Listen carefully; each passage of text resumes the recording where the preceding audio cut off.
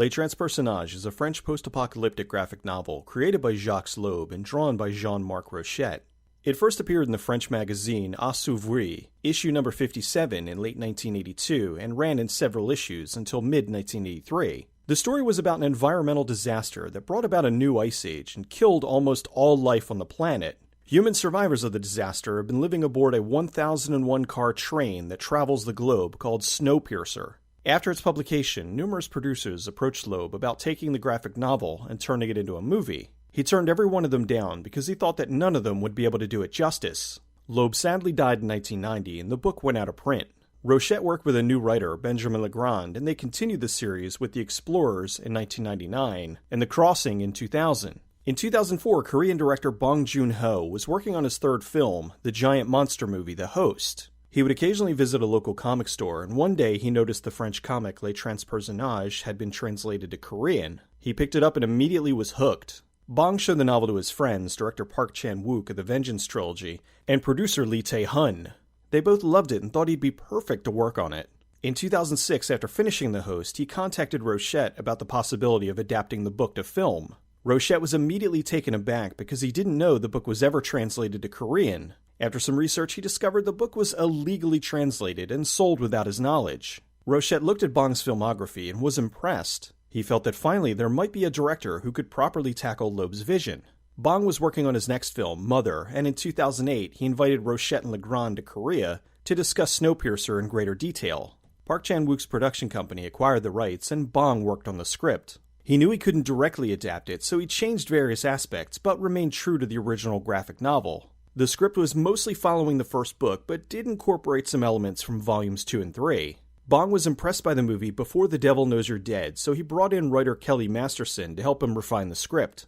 During this time, they worked on casting. The character of Mason, the second in command, was originally written to be a man. However, after meeting the incredibly versatile actress Tilda Swinton, Bong had the character rewritten to be female. They then designed her character to be an intentional parody of former British Prime Minister Margaret Thatcher. Bong hired Song Kang-ho and Ko Ah-sung, who he worked with on The Host. When Bong was young, a movie he loved was the 1980 David Lynch film, The Elephant Man. He was fascinated by John Hurt's performance, and now that he was older, he knew he'd be perfect to play the wise leader Gilliam. Gilliam's name was an homage to Terry Gilliam, director of incredibly visionary films like Brazil and The Adventures of Baron Munchausen.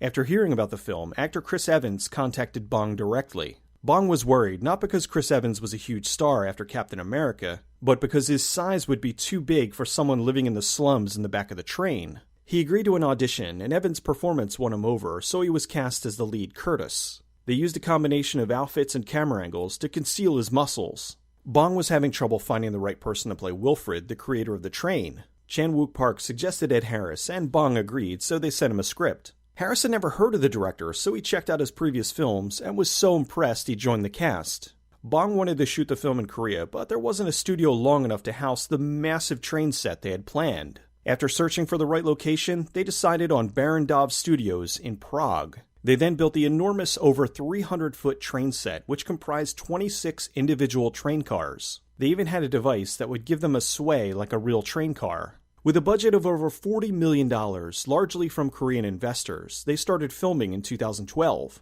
The different sections of the train were meant to represent the different classes. The back of the train was the slums, filled with the poor, the middle was the working class, and the front was the rich. Or to put it another way, economy, business, and first class. Curtis was leading a revolution to reach the front of the train to stop them from abusing the people in the back. At the core of the film was a very basic story of the haves and the have-nots. Rochette visited the set and was stunned at how well they captured the look of the train he drew over 30 years ago. Each train car was meant to have new characters and introduce a new element for the rebels to understand. The visuals in the film were influenced by everything from the works of Terry Gilliam to The City of Lost Children. Chris Evans' extended fight sequence was an homage to the hallway fight from Park Chan-wook's Oldboy. Tilda Swinton even had a cameo of sorts within the movie as one of the patrons in the club car. The paintings were done by the original artist Jean-Marc Rochette. After a 72-day shoot, they stopped filming and moved into post-production. A team of visual effects artists worked on what the passengers would see when they were looking out the windows. Around that time, they were looking for international distribution, and the film was picked up by the Weinstein Company. They planned to distribute in the US, the UK, Australia, New Zealand, and South Africa. The film was now complete and ran 126 minutes long. The movie opened in France and Korea and was hugely successful both critically and financially. It even broke South Korean box office records. When it came time for distribution in the US, Harvey Weinstein, head of the Weinstein Company, scoffed at the runtime. He insisted on his usual cut 20 minutes out of the film, but Bong refused.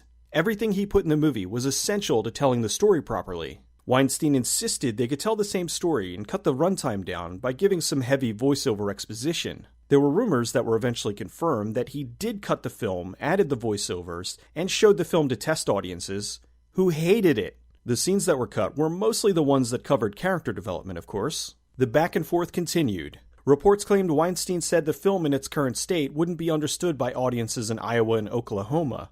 The movie continued to be delayed, and when word got out, various petitions started popping up to free Snowpiercer. American movie fans wanted the director's original vision released into theaters. The film was supposed to open in around 1,000 theaters in the US, but since Bong refused to budge on the edit, it was passed off to Radius, the Warner Company's subsidiary, who released the film in 8 theaters. Critics almost universally praised it, with it getting a 95% on Rotten Tomatoes. Weinstein saw the critics were at 95%, but the audience score was at 77%, which he said proved the movie wouldn't have played well with a mainstream audience.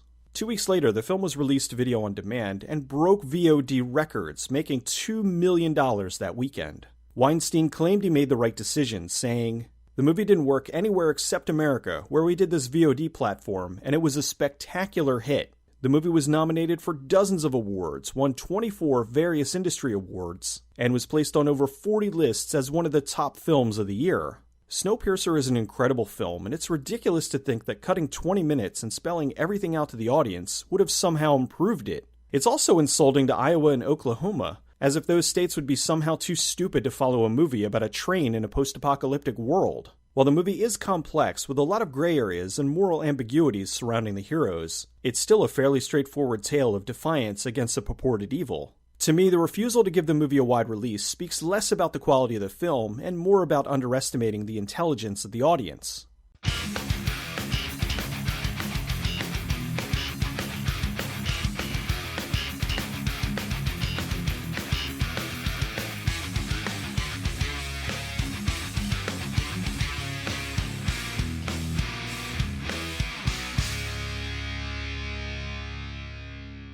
There's some things I want to cover about the movie, but they're pretty spoiler heavy and didn't fit in with the way that I was writing, so I figured it would be best to put them back here. This is answering some questions and covering a few complaints people had about the movie. So if you haven't seen the movie, this won't really make a whole lot of sense. I really recommend you check the movie out. There's a reason why this movie got so much acclaim. Why did the soldiers coat their blades with fish blood? The fish blood was poisonous. I thought that was conveyed pretty clearly. They even confirmed it in the movie's commentary. Where did the rich people sleep? We see the exterior of the train, and there's numerous cars that we never see the interiors for. It's a pretty safe assumption they passed through those cars and didn't show them in the interest of time. Why cockroaches? While the rich were up front eating chicken and fish, they needed a virtually limitless supply of food for the people in the back. What better, or worse, than cockroaches? If you remember back in science class, roaches are one of the few things that can survive in just about any environment. It's often stated that roaches will inherit the Earth if we ever engage in nuclear warfare. As far as being a food source, female cockroaches can produce roughly 400 offspring in a year, creating an overwhelmingly disgusting, yet sustainable food source. Why did Curtis tell the painter not to draw the cockroaches? To save the people from knowing the horror of what they were eating.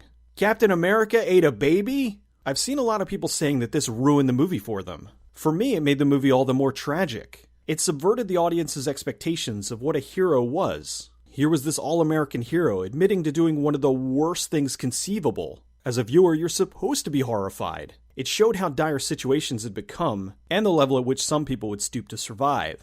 It's supposed to make you uncomfortable. It's supposed to make you think. Most likely, it's one of the reasons why Evans signed on for the role. What was Wilfred's motivation? He was dying and needed a replacement. The revolution was staged to help thin the herd as they were getting too populated. Why did Curtis use his arm to stop the machinery? This is his fate coming full circle. He admits that when he was younger, he refused to cut off one of his limbs so others could eat. Now he's sacrificing his arm to save the child enslaved within the engine. Are we supposed to believe a girl and a kid are going to repopulate the world? No. When Yona and the child escape, they see the polar bear as a sign that there's life outside the train. There are other survivors, but probably won't be enough to repopulate the world. They at least now have a chance at survival, unlike when the ice wave first hit. There is no way all the nations of the world would be able to agree on how to fight global warming. Oh, stop it.